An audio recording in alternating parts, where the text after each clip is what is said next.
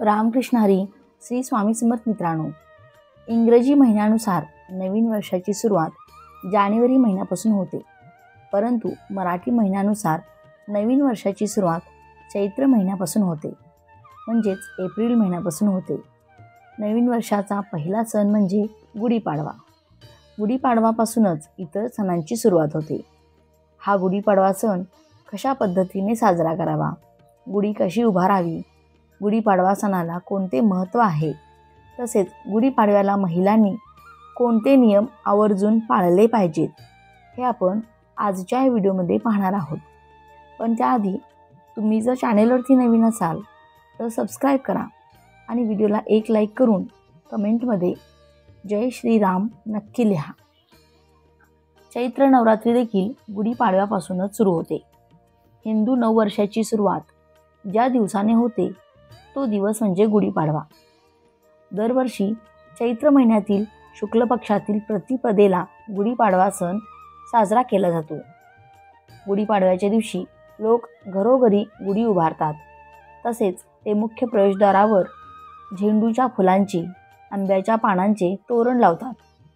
याच दिवशी चैत्र नवरात्रीमध्ये देवी दुर्गा मातेच्या 9 रूपांची पूजा केली जाते.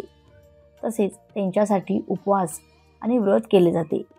ज्योतिषांच्या मते चैत्र महिन्याच्या शुक्ल पक्षाच्या प्रतिपदा तिथीला दुर्गा देवीची पूजा केल्याने साधकाची प्रत्येक इच्छा पूर्ण होते. यासोबतच जीवनातील सर्व त्रासांपासून मुक्ती मिळते. भक्तांवर दुर्गा देवीच्या आशीर्वादाचा वर्षाव होतो. त्यांच्या कृपेने साधकाचे सुख व सौभाग्य वाढते. ज्योतिषांच्या मते चैत्र महिन्याच्या शुक्ल पक्षाची प्रतिपदा तिथी 29 मार्च रोजी दुपारी 4:27 सुरू होईल आणि 30 मार्च रोजी दुपारी 12:49 समाप्त होईल. सनातन धर्मात उदय तिथी मानली जाते, त्यामुळे गुढीपाडवा 30 मार्च रोजी साजरा केला जाईल. रावणाचा पराभव करून भगवान श्रीराम अयोध्येला परतले, म्हणून हा सण वाईटावर चांगल्याचा विजय दर्शवतो. गुढी कशी उभारावी? नंबर 1. घरात, अंगणात किंवा गच्चीवर जिथे तुम्हाला गुढी उभारायची आहे ती जागा स्वच्छ करा.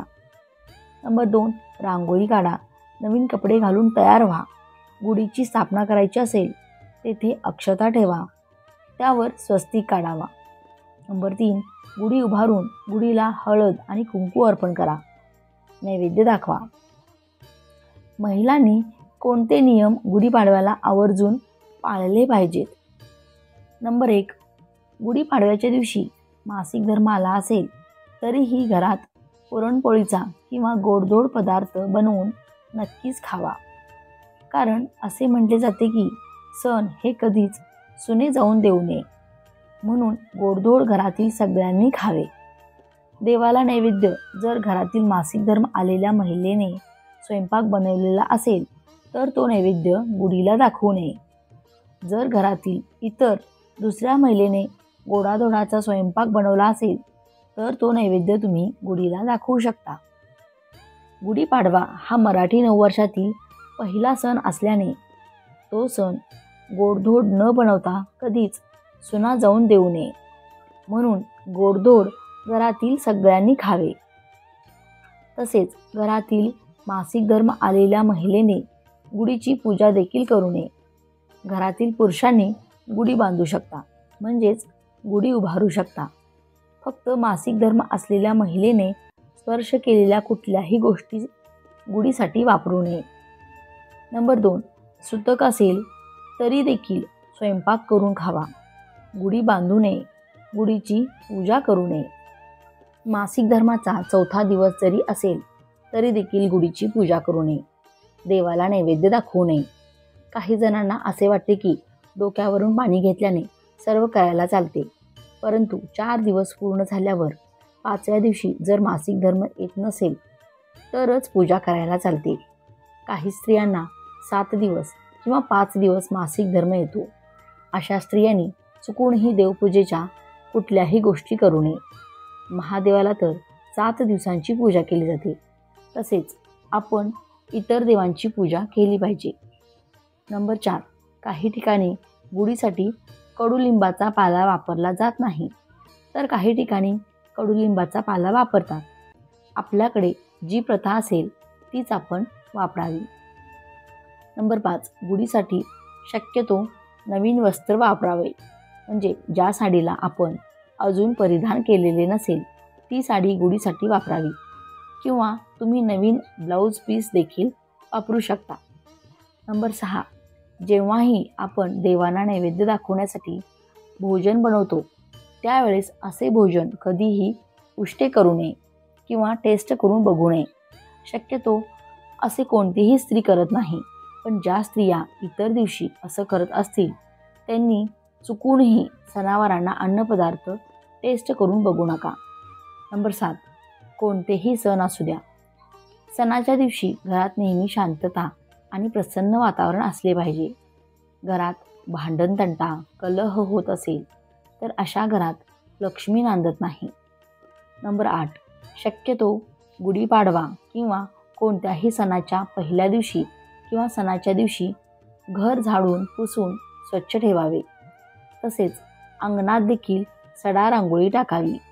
यामुळे लक्ष्मीचा आपल्या घरात वास राहतो. आपल्या घरात पैशांची कमतरता भासत नाही, नेहमी भरभराटी राहते.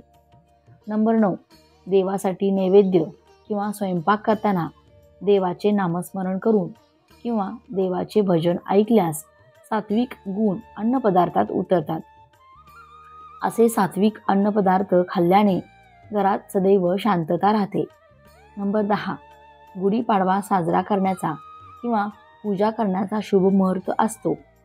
शक्यतो त्यामध्येच पूजा करावी, नाहीतर किमान 12 वाजेच्या आत गुढी उभारून नैवेद्य दाखवला गेला पाहिजे. नंबर 11, गुढी उतरवल्यानंतर लगेचच गुढीची पूजा मोडू नये. असे म्हटले जाते की गुढी किमान 2-3 तास तरी राहू दिली पाहिजे, त्यानंतरच पूजा मोडली पाहिजे. नंबर 12, गुढीपाडव्याच्या दिवशी सगळ्यांनी गुढी ही उभारलीच पाहिजे. गुढीपाडव्याचे महत्त्व. नंबर 1, असे मानले जाते की घरी गुढी उभारल्याने वाईट आत्म्यांना दूर ठेवता येते आणि तुमच्या आयुष्यात नशीब आणि समृद्धी येते. नंबर 2, गुढीपाडवा हा सण वाईटावर चांगल्याचा विजय दर्शवतो, कारण तो भगवान श्रीरामाने रावणावर केलेल्या विजयाचे स्मरण करतो. नंबर 3, हा दिवस वसंत ऋतूची सुरुवात आहे आणि कापणीचा सण म्हणूनही ओळखला जातो. अनेक जण या दिवसाला सोने किंवा नवीन वाहन खरेदी करण्यासाठी शुभ मानतात, कारण हा दिवस 3.5 मुहूर्तांपैकी एक पूर्ण मुहूर्त मानला जातो. नंबर 4, छत्रपती शिवाजी महाराजांच्या विजयाचे स्मरण करण्यासाठी काही लोक गुढीची स्थापना करतात. नंबर 5, या दिवशी ब्रह्मदेवाने जगाची निर्मिती केली अशी धार्मिक श्रद्धा आहे, म्हणून गुढीला ब्रह्मध्वज देखील मानले जाते. त्याला इंद्रध्वज असेही म्हणतात. नंबर 6, गुढी उभारल्याने घरात समृद्धी येते असे मानले जाते.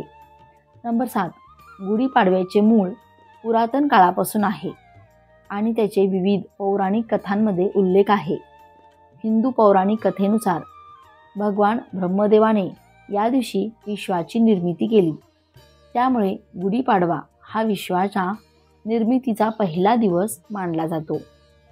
नंबर 8, प्रभू श्रीराम लंकेवरती विजयानंतर अयोध्येला परतले, तेव्हा प्रजेने गुढी उभारून मोठ्या आनंदाने त्यांचे स्वागत केले अशी देखील एक कथा आहे. नंबर 9, भगवान श्री विष्णूंनी याच दिवशी मत्स्य अवतार धारण केला.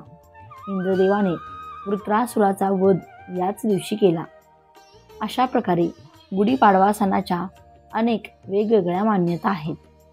मित्रांनो, या व्हिडिओतील सर्व माहिती धार्मिक पौराणिक माहितीच्या आधारे देण्यात आलेली आहे. हा माहितीपूर्ण व्हिडिओ तुम्हाला उपयुक्त वाटला असेल तर व्हिडिओला एक लाईक नक्की करा आणि चॅनेलला सबस्क्राईब करून आम्हाला प्रोत्साहित करा. तसेच हा व्हिडिओ संपूर्ण पाहिल्याबद्दल आपणा सर्वांचे मनपूर्वक आभार. धन्यवाद. श्री स्वामी समर्थ. जय श्रीराम. जय श्री हनुमान. जय श्री कृष्ण. जय माता लक्ष्मी.